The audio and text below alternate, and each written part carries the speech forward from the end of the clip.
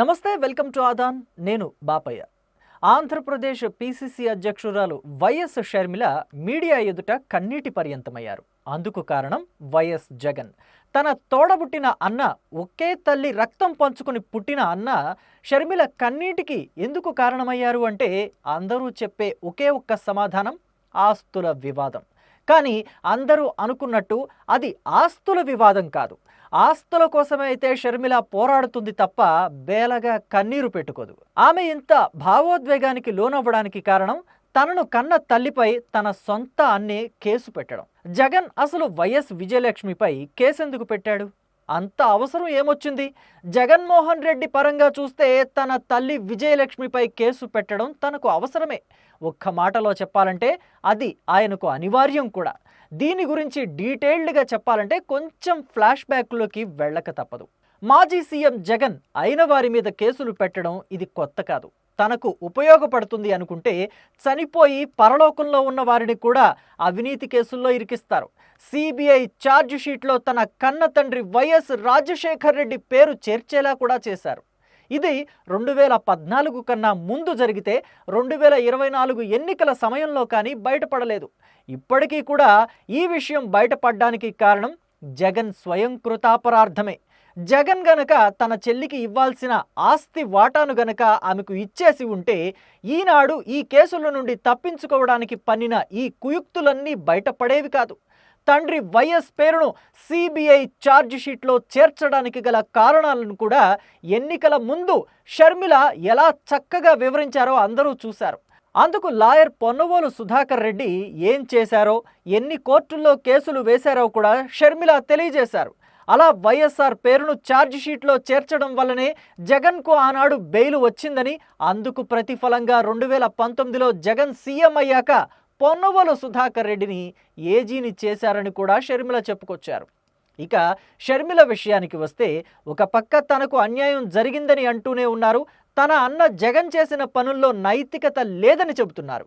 తన స్వార్థం కోసం ఎదుటివారిని చాలా చక్కగా ఉపయోగించుకుంటారని, అవసరం తీరాక పక్కన పెట్టేస్తారని అంటున్నారు. అయితే తన అన్న జగన్తో షర్మిలకు ఉన్న పరిచయం ఈ 10 ఏళ్ల నాటిదైతే కాదు కదా. కలిసి పుట్టి కలిసి పెరిగిన అన్నా చెల్లెళ్లకు ఆ మాత్రం అవగాహన ఉండదా జగన్ గురించి అనే అనుమానాలు కూడా చాలామందికి రావచ్చు.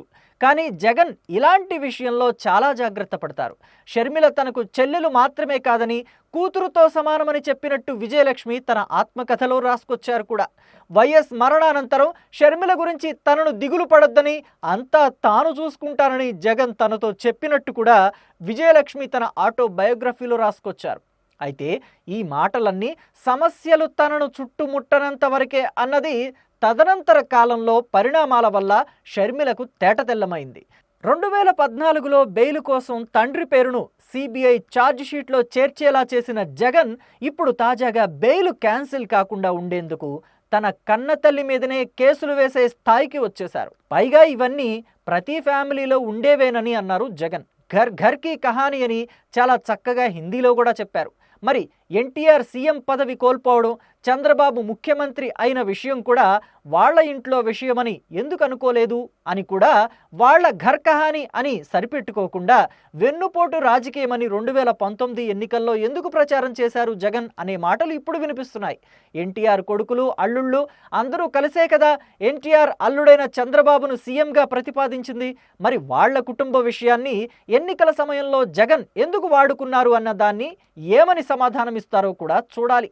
ఇకపోతే తన వరకు వస్తే మాత్రం వీటిని డైవర్షన్ పాలిటిక్స్ అనే పేరు పెడతారు జగన్. తనను ప్రత్యర్థి పార్టీలు విమర్శిస్తే అస్సలు తట్టుకోలేరు. ఆ విమర్శలకు ఎవరైతే కారణమయ్యారో వారిని తమ పార్టీ నేతలతోనే ప్రెస్ మీట్ పెట్టించి మరీ తిట్టిస్తారు. ఆ క్రమంలోనే షర్మిల చేసిన ఆస్తి తాలూకు వ్యాఖ్యల నేపథ్యంలో మాజీ మంత్రి పేర్ని నాని, రాజ్యసభ సభ్యుడు వైసీపీ నేత వైవి సుబ్బారెడ్డితో షర్మిలపై నానా విమర్శలు చేయించారు.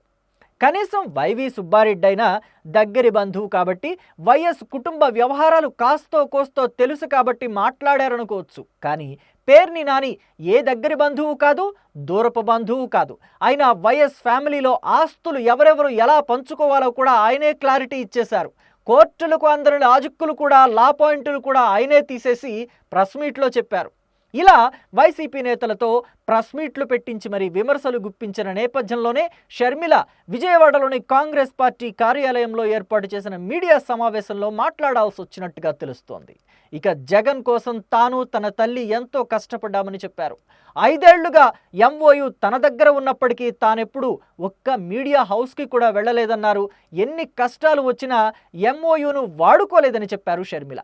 ఇక జగన్ కోసం 2 ఎన్నికల్లో పాదయాత్ర చేశానని కూడా షర్మిల గుర్తు చేశారు. కానీ తన కోసం ఈ పని చేశాను అని జగన్ తన జన్మలో ఒక్కటైనా చెప్పగలరా అని నిలదీశారు.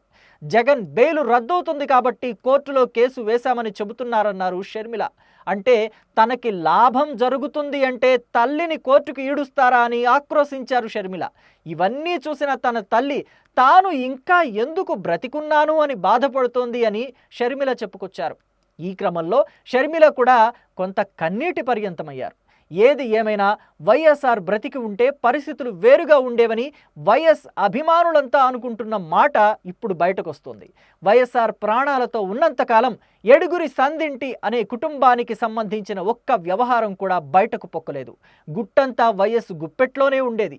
ఎప్పుడైతే వైఎస్ఆర్ అర్ధాంతరంగా కన్నుమూశారో అప్పటి నుండే ఆ కుటుంబ వ్యవహారాలు కూడా బయటకొచ్చాయి, బట్టబయలయ్యాయి.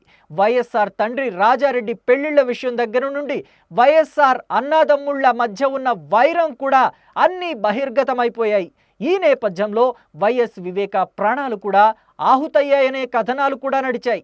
వైఎస్ఆర్ లెగసీని జగన్ కంటిన్యూ చేయడం అంటే ఏదో ఒకటి చేసేసి రాజకీయ ఎత్తుగడలు పన్ని ముఖ్యమంత్రి అవడం మాత్రమే అనుకున్నాడు జగన్. కానీ వైఎస్ ఫ్యామిలీ పరువు బజారున పడకుండా కాపాడే ఒక పెద్దన్న పాత్ర పోషించడం అనేది నిజమైన లెగసీ అన్నది అర్థం చేసుకోలేకపోయారు.